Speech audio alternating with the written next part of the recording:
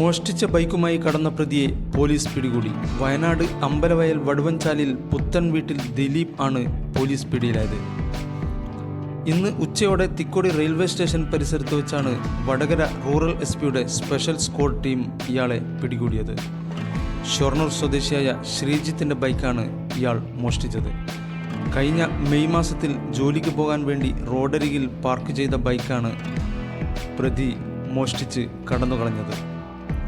ഇതോടെ ഷൊർണൂർ പോലീസ് സ്റ്റേഷനിൽ പരാതി നൽകുകയായിരുന്നു. തുടർന്ന് നടന്ന പോലീസ് അന്വേഷണത്തിലാണ് ബൈക്കുമായി പ്രതിയെ പിടികൂടിയത്.